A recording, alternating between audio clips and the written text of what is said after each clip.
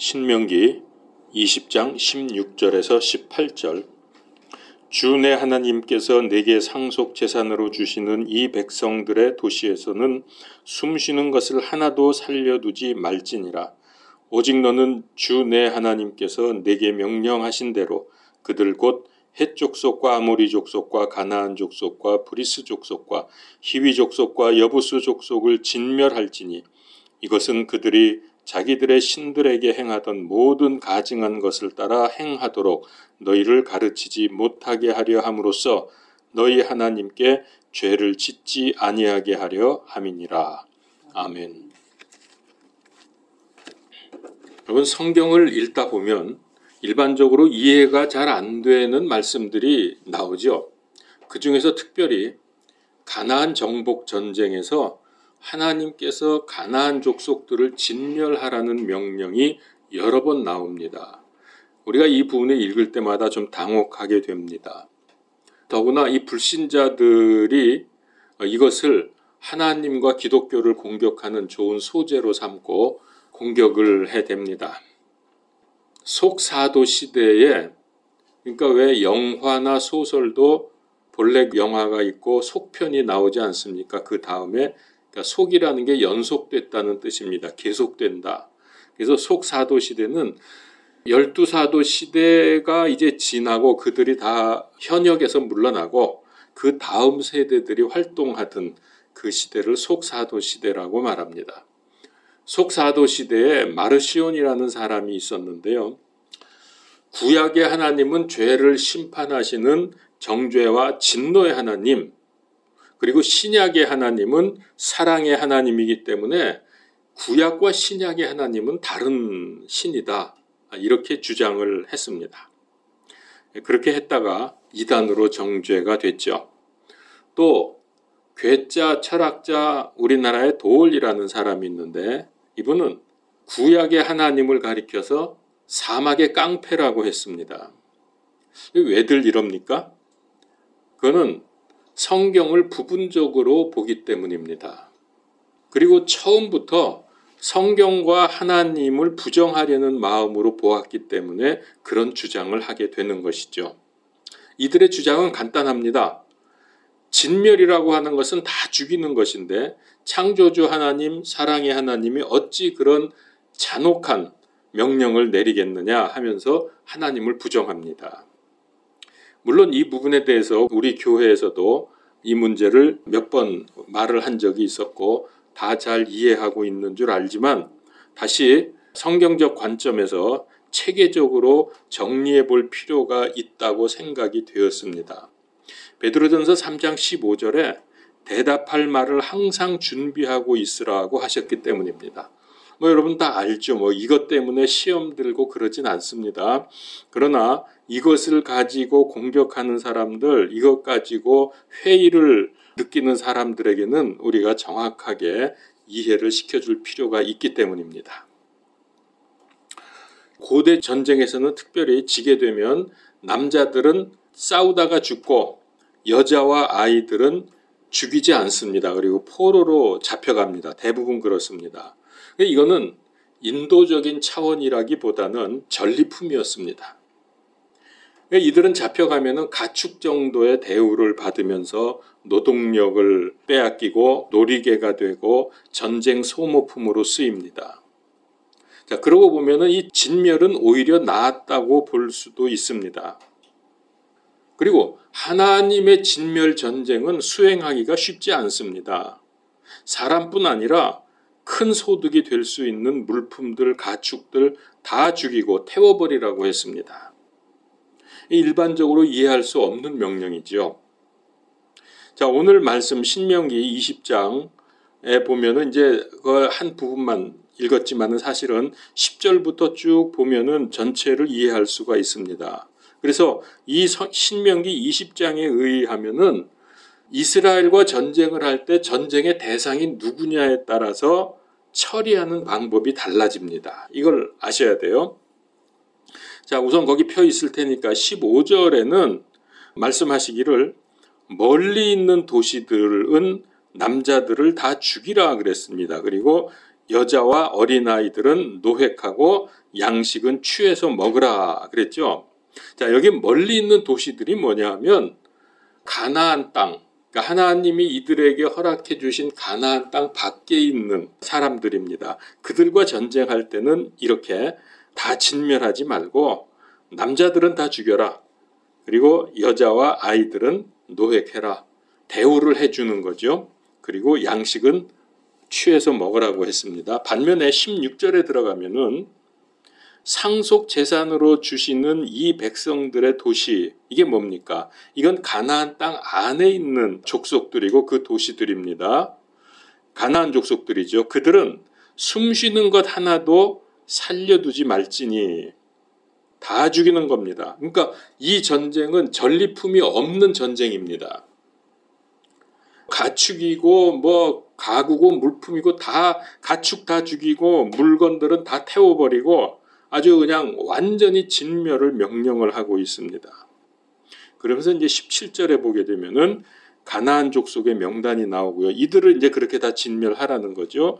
그리고 18절에 보니까 진멸하는 이유를 말씀하셨습니다. 18절, 이것은 그들이 자기들의 신들에게 행하던 모든 가증한 것을 따라 행하도록 너희를 가르치지 못하게 함으로써 너희가 주 너희 하나님께 죄를 짓지 아니하게 하려 함이니라. 자, 이렇게 다른 이유가 있습니다. 대상에 따라서 전쟁하는 방법이 다른 거는 멀리 떨어진 사람들, 즉 가나안 밖에서 있는 이방 족속들은 이스라엘에게 영향력이 크게 없습니다. 멀리 있기 때문에 영향력이 별로 없지만은 가나안 사람들은 그들을 살려두게 되면 그들은 우상 숭배하고 죄를 많이 짓는 사람들이었거든요. 그래서 창세기에 보면은 하나님이 그랬어요. 아브라함에게 그랬죠. 저들의 죄가 다 찰 때까지, 그때까지는 기다리시겠다 그랬어요. 그래서 이제 이집트에서 400년이 지나게 되죠. 그리고 나서 이제 들어가게 되는데요. 그러니까 그들은 어마어마한 아주 무서운 죄 속에서 살고 있던 사람들, 이들을 살려두면은 이스라엘이 죄 속에 빠지고 멸망당할 수 있기 때문에 이스라엘에게 직접적인 영향을 미치는 이들을 다 없애버리라는 거죠. 우리는 이것을 보면서 다시 한번 깨달을 수 있는 게 하나님은 죄를 무지하게 싫어하신다. 아주 싫어하신다. 로마서 6장 23절에 죄의 삭은 사망이라고 했습니다. 죄 지으면 다 죽어야 돼요. 그리고 에스겔서 18장 4절, 죄를 짓는 혼, 그 혼은 죽을지니라.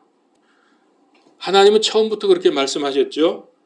내 말을 어기면 죽는다고 선언을 했습니다. 반면에 사기꾼인 사탄 마귀는 뭐라고 했습니까? 창세기 3장 4절에 보니까 뱀이 여자에게 이르되 너희가 절대로 죽지 아니하리라. 거짓말을 했죠. 죄라는 게 뭡니까? 하나님의 말씀에 불순종하는 것, 하나님의 뜻을 거스르는 것이 죄입니다. 뭐 보통 원어를 설명할 때 관역을 벗어났다 뭐 그런 건데 결국 그거는 하나님께 불순종입니다. 자, 그런데 인류의 시조인 아담과 이브가 금단의 열매를 먹었죠. 선악과를 먹고 하나님 말씀에 불순종을 하게 됩니다. 그때 죽음을 선언하셨고 죽으면 너는 흙으로 돌아가라 그렇게 하셨습니다. 근데 문제는 이게 끝이 아니라는 거예요. 죽으면 흙이 돼서 그냥 끝나버리는 게 아니라 그 후에는 심판이 있고 그래서 영원한 천국과 영원한 지옥으로 나누어집니다. 하나님은 어떤 죄도 아무리 작은 죄도 용납하지 않으십니다. 이것이 성경에 나오는 하나님의 진멸 명령을 이해하는 출발점이 됩니다.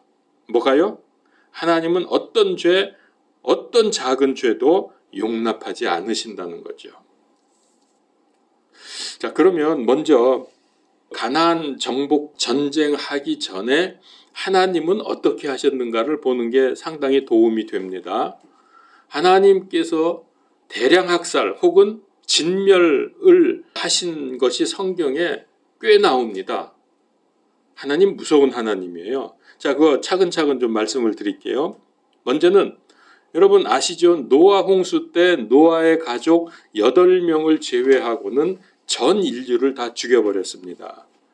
이거 대량 학살이고 진멸 사건이죠. 두 번째, 소돔과 고모라의 유황불비를 내려서 롯의 가족을 제외하고는 다 죽여버렸습니다. 하나님 무섭죠? 세 번째, 출애굽할 때는 어떻게 했죠? 이집트의 장자들을 다 죽였습니다. 그리고 홍해바다를 건너 지나올 때 쫓아오던 이집트의 군대들을 전부 몰살시켜버렸습니다. 아마 수십만 병력이었을 텐데 다 죽였어요. 또 우리가 지금 보고 있는 대로 이스라엘이 가나안을 정복할 때 진멸 명령을 내리셨습니다. 그리고 이 정복이 다 끝난 다음에 사울 왕에게 하나님께서 아말렉 족속을 진멸하도록 명령을 하셨습니다. 그런데 사울은 불순종했죠. 죽이질 않았죠. 그 왕도 살려놓았고 뭐 가축들도 다 살려놓지 않았습니까? 그래서 이것 때문에 사울이 하나님으로부터 버림을 받게 됩니다. 자, 제가 지금 구약에 나오는 하나님의 진멸 사건을 5가지를 말씀을 드렸는데요. 이 정도로 하나님은 대량 학살을 하시는 분입니다. 왜 그럴까요? 하나님은 죄를 절대로 용납할 수 없기 때문입니다. 죄인들은 놔둘 수가 없어요. 그냥 다 죽여버려요. 멸망시킵니다. 그래서 오늘 말씀의 신명기 20장 16절에서 18절에 보니까 이스라엘이 가나안에 들어갈 때 가나안 족속을 진멸하라는 명령을 내린 이유가 아까 우리 봤죠. 18절이라고 16절에 보니까 숨쉬는 것 하나도 살려두지 말라. 그리고 17절에서는 가나안 족속들을 진멸하라. 그리고 18절에서는 이제 그 이유를 말씀하시는 다시 한번 봅시다. 이게 중요하니까 이것은 그들이 자기들의 신들에게 행하던 모든 가증한 것을 따라 행하도록 그러니까 이들을 살려놓으면 그들이 우상 숭배하고 죄 짓는 그 영향을 다 받는다는 거죠. 이제 또 그럴 수밖에 없는 게 여기 들어가면 이제 지금까지는 이스라엘은 유목 생활을 해왔거든요. 근데 여기 들어가면 이제 농경 문화로 바뀝니다. 여기서 물론 뭐 양이나 소를 안 키우는 건 아니지만은 농사를 짓게 되거든요. 주업이 그렇게 바뀝니다. 그러니까 먼저 정착해서 살던 가나안 족속으로부터 이 농사 짓는 법을 배워야 돼요. 그들은 조상 때부터 지어왔던 그 기술을 갖고 있기 때문에 노하우를 배워야 됩니다. 처음 하는 사람들이 뭘 알겠습니까? 그러니까 그들이 이 농사법을 가르쳐 주면서 그냥 그것만 가르쳐 주겠습니까? 바알 숭배하고 아세라 숭배하고 이렇게 하면은 풍년이 드니까 같이 하라고 이렇게 하면서 우상 숭배를 전수해 주지 않겠습니까? 하나님은 이거를 못마땅하게 여기신 거예요. 다 죽이라고 했습니다. 이제 이 명령을 받고 첫 번째 들어가서 한 전쟁이 어디 전쟁이죠? 여리고성이죠. 여리고 전쟁에서 이겼습니다. 그래서 여호수아서 6장 18절에 보면은 너희는 반드시 저주받은 물건들로부터 너희 자신을 멀리하라. 너희가 저주받은 물건 중에서 취하여 너희 자신을 저주받게 하며 또 이스라엘 진영을 저주거리로 만들고 괴롭게 할까 염려하노니. 21절 도시 안에 있던 모든 것을 진멸하되 남자, 여자, 어린이와 노인과 소와 양과 나귀를 칼날로 진멸할지니라. 이렇게 무서워요. 진멸전쟁이라는 게. 남겨두질 않아요. 아무것도. 완전 폐허를 만들어버립니다. 자, 그런데 그 다음 전투가 어디 전투입니까? 여리고성 다음이 아이성이죠. 아이성은 여리고에 비해서 반도 안 되는 아주 조그만 성입니다. 그런데 거기서 졌어요. 그 이유를 알고 보니까 여리고성 전투할 때 아간이라는 사람이 하나님의 명령을 어기고 전리품을 숨겼습니다. 그때 하나님이 이거를 아시고 하신 말씀이 무섭습니다. 여호수아 7장 12절에 전리품을 멸하지 아니하면 내가 다시는 너희와 함께하지 아니하리라. 여러분 그 한 사람이 그렇게 했으면 그것만 처리하면 되지 않아요? 그 사람만? 근데 다시는 너희와, 즉 이스라엘 전체하고 하나님이 인연을 끊겠다는 거예요. 그 정도로 하나님은 어떤 죄도, 아주 작은 죄도 용납하지 않으십니다. 그래서 이제 아간과 그에 속한 가족들을 돌로 쳐 죽이고 숨긴 물건을 전부 불을 태웁니다. 그리고 나서 재차 공격을 해서 승리를 합니다. 자, 이걸 보면은 공통점이 있죠. 아담과 이브의 불순종이 인류를 죄로 몰아넣은 것처럼 아간 한 사람의 불순종이 이스라엘을 멸망할 위기로 만들어버린다는 거죠. 이스라엘 전쟁을 보면 이스라엘의 전략과 전투력으로 싸우는 게 아닙니다. 하나님께서 승패를 결정하셨습니다.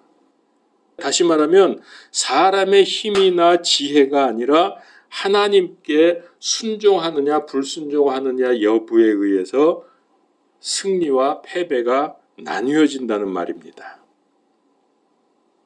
그리고 이후에 가나안 족속들과 진멸 전쟁을 했지만은 그대로 다 진멸했습니까? 가나안 족속들? 실패했죠. 완전 진멸에 실패를 했습니다. 그런데 그 결과는 참혹했습니다. 자, 성경을 찾아봅시다. 사사기 3장 5절에서 7절. 이스라엘 자손이 가나안 족속과 헷 족속과 아모리 족속과 브리스 족속과 히위 족속과 여부스 족속 가운데 거하면서, 그러니까 이것들을 살려놓은 거예요. 다 죽이라 그랬는데 그들의 딸들을 취하여 자기 아내로 삼으며 자기 딸들을 그들의 아들들에게 주고 또 그들의 신들을 섬겼으며, 보십시오. 그들의 신을 섬길 수밖에 없는 거예요. 그 상황이. 또 이스라엘 자손이 주의 눈앞에서 악을 행하여 주 자기들의 하나님을 잊어버리고 바알들과 작은 숲들을 섬겼더라. 작은 숲, 제가 한번 전에 설명드린 적 있죠. 작은 숲 자체가 신이 아니고 작은 숲 안에다가 형상을 만들어 놓고 그걸 섬겼어요. 자, 이렇게 되니까 이후에 이스라엘은 계속 우상 숭배를 하는 것을 비롯해서 수많은 범죄를 저지르게 됩니다. 결국은 아수르와 바벨론에게 멸망당하는 지경까지 이르게 됩니다. 나라가 없어져 버렸어요, 아주. 죄짐은 그렇게 되는 겁니다. 자, 그런데 이거는 그냥 이 사건으로만 볼 것이 아니고 이런 진멸 전쟁은 장차 있을 마지막 때 전쟁의 예표이기도 합니다. 자, 성경에 보면은 그걸 우리가 알 수 있는데요. 계시록 9장 16절에 그 기병들의 군대 수는 2억이며 2억 명의 군대가 이제 오는데 내가 그들의 수를 들었노라. 와, 2억 명의 군대가 재림하시는 예수님을 대적하기 위해서 모입니다. 그런데 어떻게 됐어요? 그 다음에 쭉 보니까 이들 중에서 3분의 1이 죽임을 당할 것을 말씀하십니다. 그 다음에 19장 21절에 보면은 지상 재림하시는 예수 그리스도께서 적그리스도의 군대를 완전 진멸해버립니다. 스바냐서 3장 8절 주가 말하노라. 그러므로 내가 일어나서 그 탈취물에 이르는 날까지 너희는 나를 기다리라. 그러니까 재림할 때까지 기다리라는 거예요. 내가 왕국들을 모으려고 민족들을 모아서 그들 위에 내 경노 곧 내 모든 맹렬한 분노를 부으려고 결심하였나니 온 땅이 내 질투의 불에 삼켜지리라. 이거는 하나님의 직접적인 진멸 전쟁입니다. 주님 다시 오실 때 완전히 다 죽여버리겠다고 하셨어요. 그러니까 가나안에 들어갈 때의 진멸 전쟁은 마지막 때 전쟁의 예표입니다. 그러면 가나안 족속들이 행했던 가증한 것들이 무엇입니까? 여러 가지 죄와 악들이 있었지만은 가장 대표적인 것은 우상 숭배였습니다.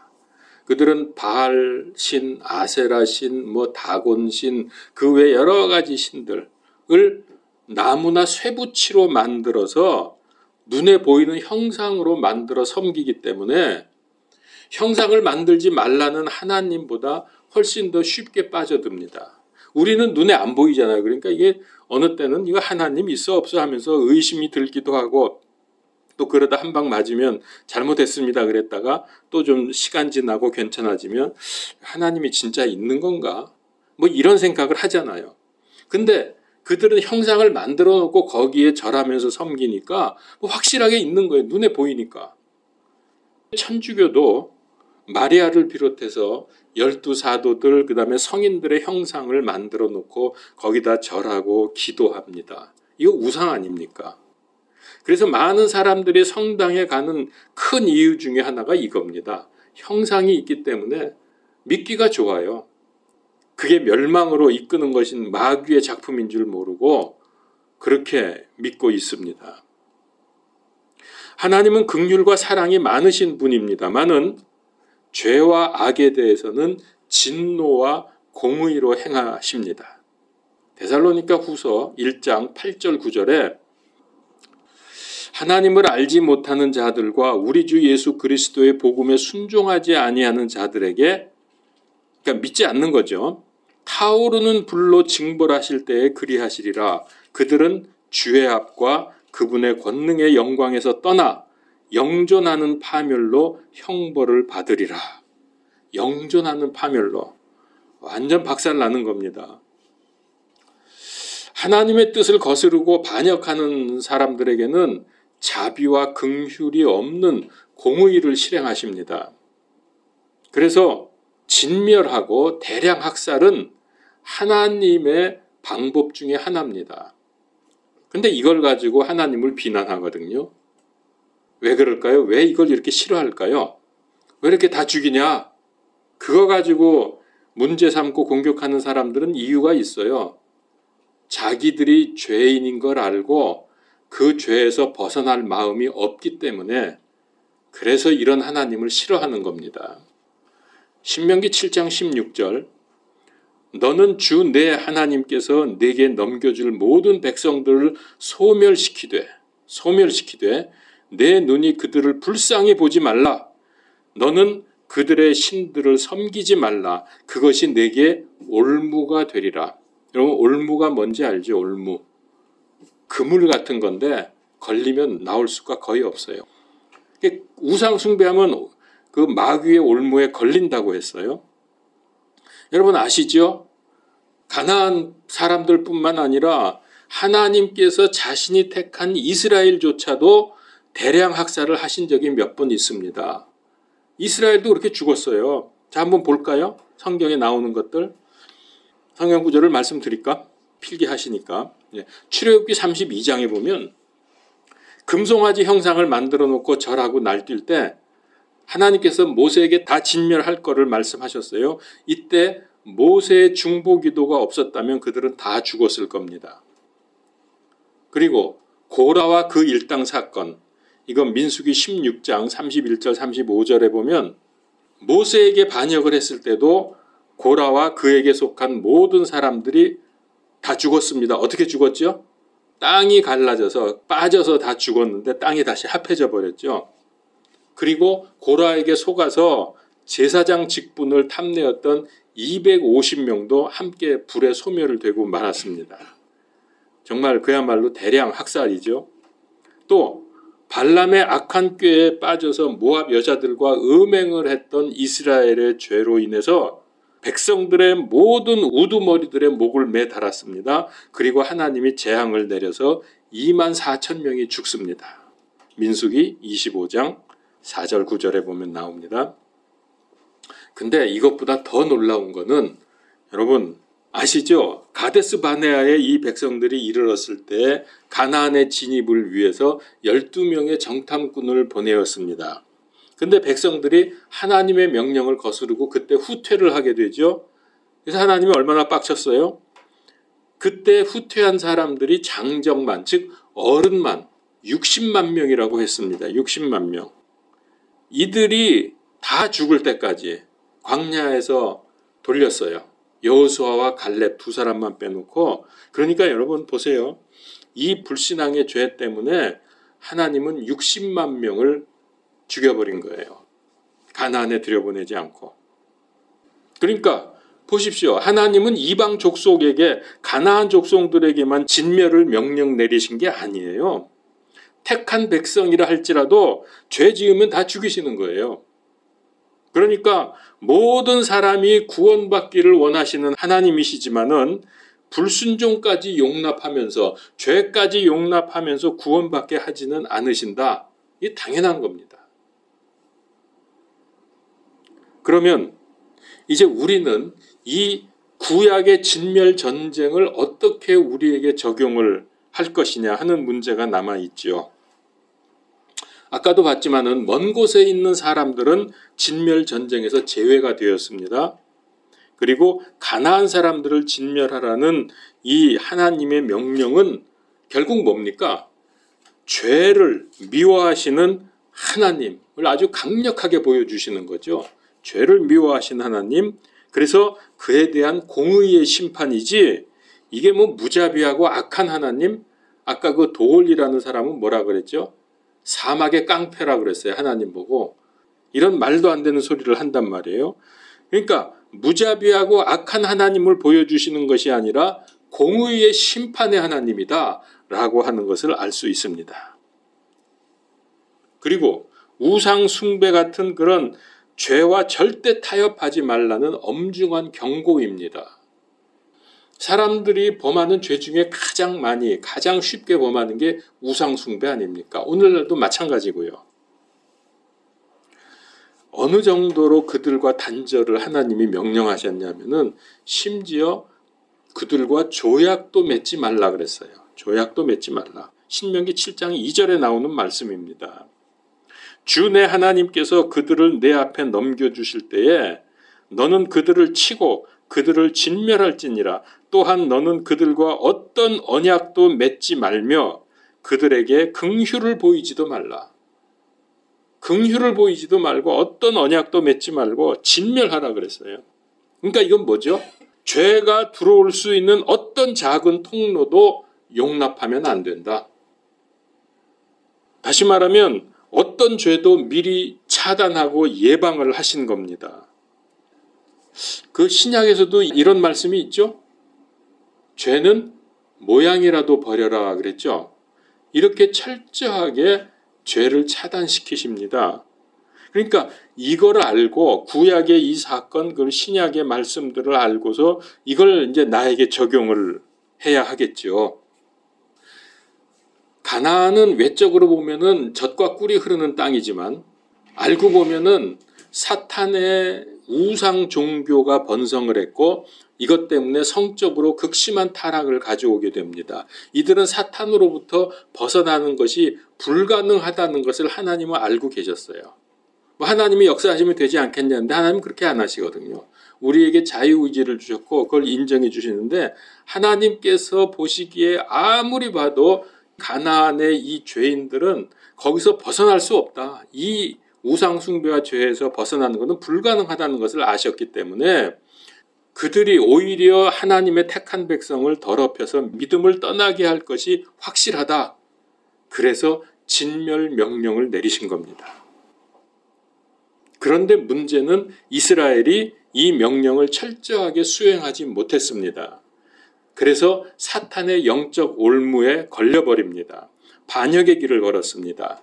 이 죄가 점점 누적이 되면서 마침내 만국의 슬픈 역사를 쓰게 된 것이 구약입니다. 구약은 이스라엘과 유다가 멸망당하는 것으로 끝나지 않습니까? 그 이유가 그거예요. 진멸 전쟁을 제대로 하지 못했기 때문에 구약의 역사는 만국의 역사입니다. 자, 그런데 지금 우리가 살고 있는 이 은혜 시대는 죄 지으면 경고하고 벌하시던 구약 시대와는 달리 지금은 하나님께서 끝까지 참고 기다리시고 회개하고 돌아오기를 원하십니다. 그래서 우리는 긍휼의 하나님, 사랑의 하나님, 은혜의 하나님으로 그런 분을 보고 있죠. 그런데 여러분, 구약의 하나님하고 신약의 하나님하고 다른 분이 아니잖아요. 같은 분이잖아요. 이걸 모르고 오히려 이 은혜의 하나님을 죄와 방종의 기회로 삼고 돌이키지 않는다면 아까 우리 데살로니가 후서에서 봤죠. 하나님의 진노의 대상이 됩니다. 영존하는 파멸로 형벌을 받으리라 그랬잖아요. 기회가 있을 때 빨리 돌이켜야 돼요. 그래서 우리가 죄인으로 태어났지만 하나님은 예수 그리스도 믿음으로 죄를 씻고 깨끗해지기를 원하십니다. 그러려면 본질상 진노의 자녀들인 우리는 어떻게 해야 되냐? 자기 부정이 필요합니다. 자기 부정. 왜냐하면 나는 본질상 죄인이니까 그래요. 그래서 마가복음서 8장 34절에 누구든지 나를 따라오려거든 자기를 부인하고 자기 십자가를 지고 나를 따를지니라. 자기 부정. 다시 말합니다. 내 안의 죄를 완전 진멸하려면 철저한 자기 부정이 되어야 합니다. 그러니까 구약의 진멸 전쟁은 오늘 우리들에게 어떻게 적용이 된다고요?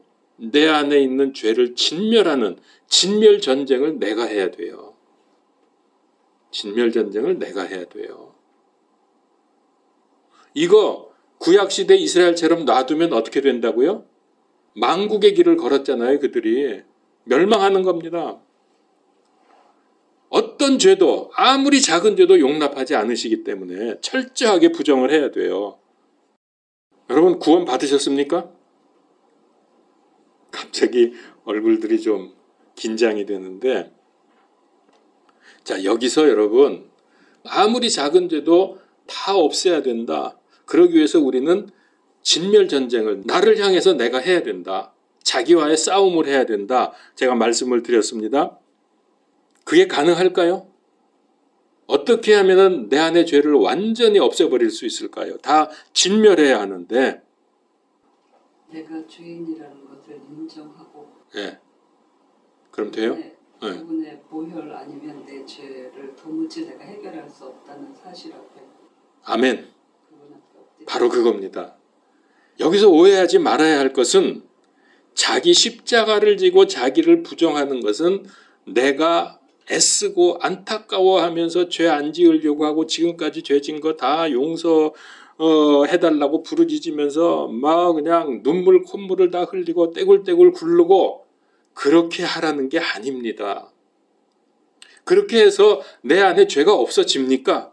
그렇게 하고 나서 지금까지 진 죄 다 없앴다고 합시다. 앞으로 죄 안 짓고 살 자신 있습니까?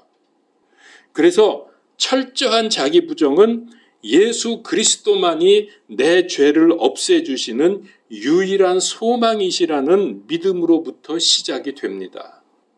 이게 복음이잖아요. 그래서 참 믿음이 없이는 어떤 방법으로도 자기 부정이 되질 않습니다. 참 믿음이 없으면 자기 부정은 불가능합니다. 이 믿음이 우리 안에 들어와 계신 예수님의 영, 성령님께서 우리의 죄를 진멸해 주시고 그리고 성화의 길로 인도해 주십니다. 이게 중요한 거죠. 갈라디아서 5장 24절. 그리스도께 속한 사람들은 애착들과 정욕들과 함께 육신을 십자가에 못 박았느니라. 자, 그러니까 아까 예수님이 뭐라 그러셨냐면 자기 십자가를 지고 나를 쫓으라 그랬는데 여기 보니까 그리스도에 속한 사람들, 믿음이죠. 이들은 자기 육신을 십자가에 못 박았다. 그 말씀이 믿음으로 완성이 되는 거예요. 이 진리를 모르면, 이 복음의 참 놀라운 축복을 모르면 맨날 울고불고 짜고 나는 어떻게 이러면서 구원 받았나 못 받았나 큰일 났네 이러면서 살게 된다니까요. 하나님이 그렇게 구원하십니까? 아무도 구원받을 수 없어요. 그런 식으로 하면. 로마서 6장 6절 우리가 이것을 알거니와 우리의 옛 사람이 그분과 함께 십자가에 못 박힌 것은 죄의 몸을 멸하여 이제부터는 우리가 죄를 섬기지 아니하게 하려 함이니. 이게 복음이거든요. 우리가 믿을 때에, 예수님을 믿을 때에 우리는 예수님과 함께 십자가에 못 박혔어요. 우리가 영적 전쟁 해야 하지 않습니까? 영적 전쟁에서 죄와 악의 권세를 진멸하는 유일한 무기, 유일한 방법은 십자가의 예수 그리스도 외에는 없습니다. 부처도 안 됩니다. 공자도 안 됩니다. 마호멧도 안 됩니다. 오직 예수님 외에는 아버지께로 갈 자가 없다 그랬어요. 자, 그러면은 이 정도로 죄를 미워하시고 진멸시키고 돌이키기를 원하시는 이유가 무엇입니까? 왜 우리는 죄를 진멸해야 돼요? 그것은 간단합니다. 이유는 하나님의 통치에 순종을 해서 이스라엘로 하여금 복을 누리게 하기 위함입니다. 그러니까 복 주시려고 진멸하라는 거지 괴롭히려고 하는 게 아니라는 걸 아셔야 돼요. 마찬가지로 우리 신약 성도들도 구원을 받았는데 왜 고난과 역경과 위기가 자꾸 옵니까? 하나님이 왜 그걸 우리에게 허락하십니까? 대상포진도 걸리면서 왜 고통을 받게 하십니까? 그 이유도 마찬가지예요. 하늘의 영적인 복을 누리게 하기 위함입니다. 이게 진멸 전쟁을 명령하시는 하나님의 사랑이에요.